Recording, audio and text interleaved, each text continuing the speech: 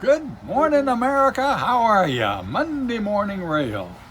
We'll be 500 miles before the day is done. Hi, I'm Denny Jelsma, and I'm at the world famous Jacksonville Terminal Railroad Museum in beautiful Jacksonville, Florida, where the sun always shines and running trains is definitely a pleasure.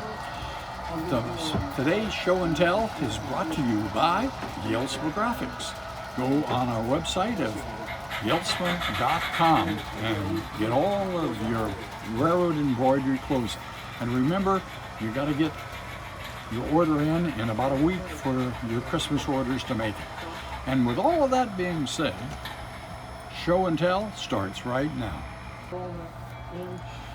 Show and tell this Monday morning, is a really exciting show and tell. And I want to introduce who's going to talk about our show and tell, and it is Phil Schmitt. Phil Schmitt's father was an executive of the Florida East Coast, and he's got a lot of interesting stories that he's going to talk about.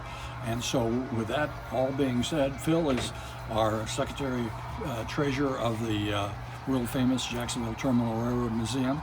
And with all of that being said, here is Phil Schmitt. Thank you, Denny. As Denny said, my father worked for the Florida East Coast, so to start off, here's a timetable from April of 1962, passenger train timetable, and if you look on the inside, they identified different areas in the freight traffic department, and you'll see L.P. Schmitt at that time was a general freight agent.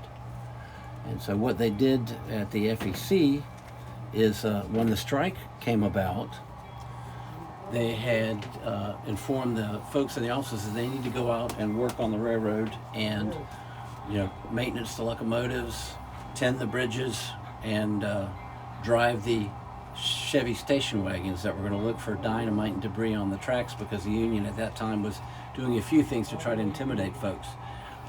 What we have up here is an example of FEC's reduced passenger service during the strike. They were required by the ICC to run a passenger train, and you can see they had an E unit and two cars typically, and it ran back and forth from Jacksonville to Miami daily.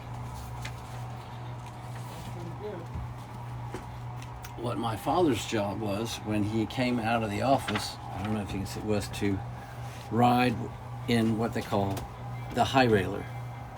And you can see it's this white Chevy Bel Air station wagon, and their job was to look for debris or anything that looked kind of mysterious in front of the train on the tracks. And you couldn't just get in that car and drive it. You had to have an official pass. You had to be trained in to drive and how to drive the station wagon. And I noted on the pass when I read it that in addition to being qualified to drive this vehicle on the rail, you are also allowed to provide protection for yourself and others while you are operating this vehicle. And so my father carried a snub-nose 38 Chief Special.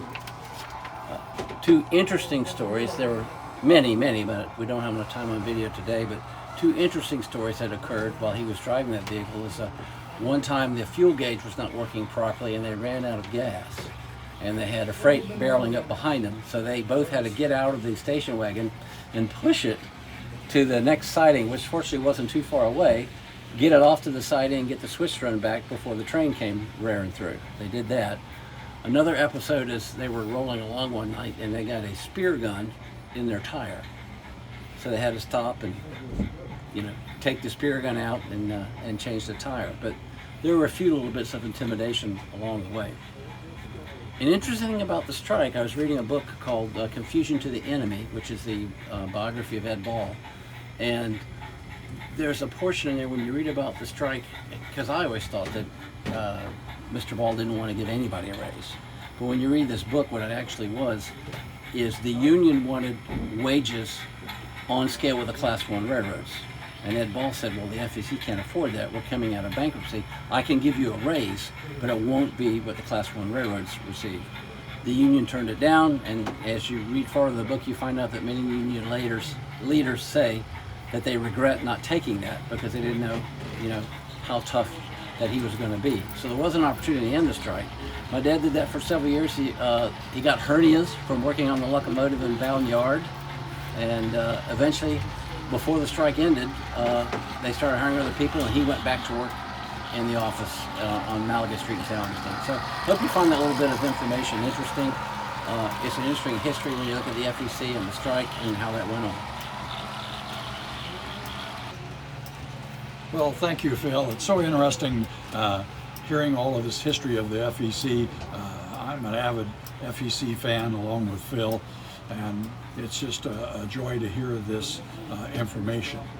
And that's the way it is at the world famous Jacksonville Terminal Railroad Museum in beautiful Jacksonville, Florida, where the sun always shines and running trains is an absolute pleasure and air-conditioned and heated comfort. And that's the way it is.